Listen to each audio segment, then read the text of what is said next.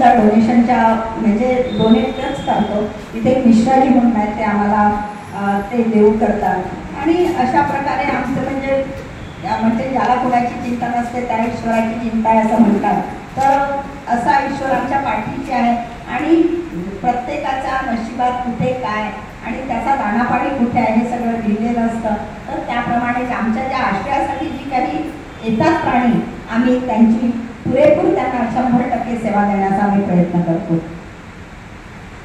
कृतिका, मी आता तुला शेवटचा प्रश्न विचारते की या प्राण्यांच्या बाबतीत किंवा तुझ्या कामाच्या बाबतीत समाजाला तुला काही उद्देश द्यायचा आहे? हो, सध्या असं मला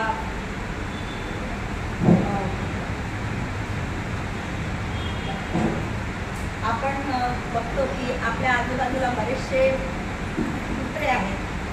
तर आपण ब्रीड डॉगला का आपण अडॉप्ट करायचं किंवा ब्रीड डॉगच का आणायचे एवढाला पैसा देऊन?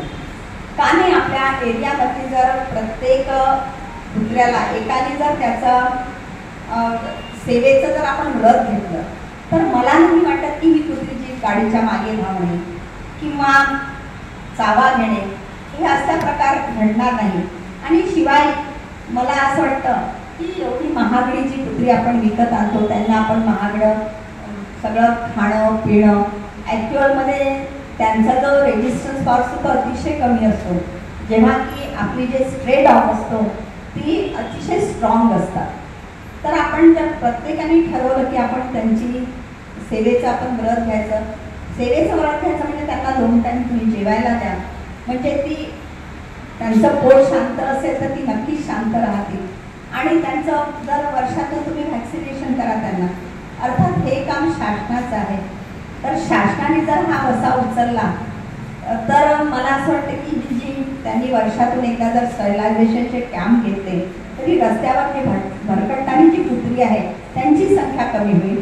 त्यांना जर व्हॅक्सिन दिले तर इतर लोकांना इजा होणार नाही किंवा इजा जरी झाली तरी ती असं म्हणजे त्यांच्या जीवाला धोका होणार नाही.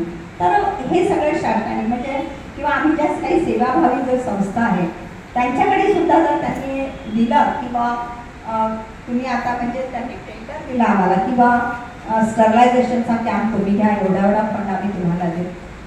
अशा प्रकारे सुद्धा ती आपण जर टेंडर घेऊन आपण त्या कुत्र्यांचं स्टरलायझेशन केलं तर नक्कीच कुत्र्यांची संख्या कमी होईल आणि बरंचसं त्यांचंही जीवन सुखी होईल. जे एका कुत्रीला जी 7-7, 8-8 पिल्लं होतात ती सुद्धा न होता म्हणजे तेही आटोक्यात येतील आणि लोकांनाही त्याचा त्रास होणार नाही. आणि असं मला म्हणायचं आहे की प्रत्येक जो काही कुत्रा आहे किंवा इतर प्राणी हे ईश्वराचं रूप आहे. त्यांना बोलता येत नाही, त्यांना आपल्या भावना सांगता येत नाही. तर तुम्ही त्यांच्या भावना जाणून घ्या, त्यांना काय हवं आहे. आपल्याला अर्थात सगळेच असं नाही की सगळ्यांनाच प्राणी आवडतात, परंतु बरेचशा आजकाल म्हणजे जरीही ज्यांचे असे शेल्टर्स नसेल किंवा तरी पण ते लोकसुद्धा म्हणजे आपल्या पुरतं हे काम आता करायला लागलेले आहे.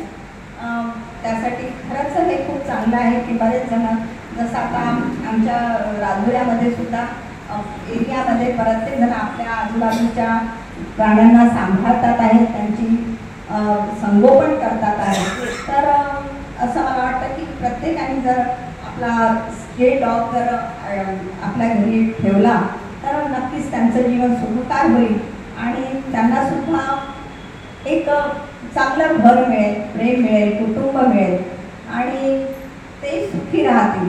आणि शेवटी मग असं मला म्हणावंसं वाटेल की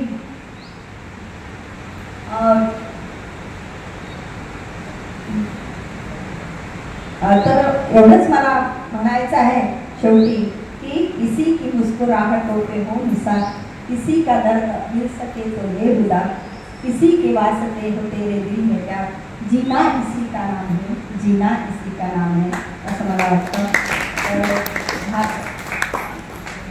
शेवटी असं म्हणेल की आज मला ते इथे सरांनी ही जी संधी दिली तर त्यासाठी जी काही मला इथे संधी दिली की आज मला माझ्या आपुलकीविषयी बोलण्याचं जे काही मला त्यांनी हा स्टेज दिला, मंच दिला. मला काही फारसं चांगलं बोलता येत नाही, परंतु मी प्रयत्न केला, तर तो तुम्ही गोड करून घेता त्याबद्दल खूप खूप धन्यवाद. तर रसिको, या होत्या कृतिका सोनटक्के आणि त्यांची टीम. आपल्याजवळ एखादा घाव असलेला मनुष्य किंवा जखम असलेला मनुष्य व्यक्ती आपल्याजवळ आला तरी आपल्याला किळस येतं, पण प्राणी मात्र तर दूरच राहिला. तर तशा प्राण्यांची सेवा करणं, जपणूक करणं, त्यांचं संवर्धन करणं हे खूप म्हणजे मोठं कार्य आहे. पण सृजनने दिलेल्या यथाकथित 1 तासाच्या अवधीमध्ये एवढं मोठं कार्य, एवढं मोठं व्यक्तिमत्व उलगडणं फार कठीण आहे, तर अशक्यच आहे. पण तो मी माझा प्रयत्न केलेला आहे. तुम्हाला आवडला असेल असे मी गृहीतच धरते. आणि कृतिका सोनटक्के यांनी माझ्या प्रश्नाची अगदी मनसोक्तपणे उत्तर दिले, त्याबद्दल मी तिचे खूप खूप आभार मानते. आणि तुम्ही आमच्या 2 मैत्रिणींचा संवाद इतका शांतपणे ऐकून घेतला, त्याबद्दल मी तुम्हा सर्व प्रेक्षक वर्गांचे सुद्धा खूप खूप आभार मानते. आणि आता मला वाटते तुम्हाला काही प्रश्न पडले असतीलच, तेव्हा प्रश्नाच्या संदर्भाकडे वळण्यासाठी मी हा मंच सुजनच्या हवाली करते. धन्यवाद.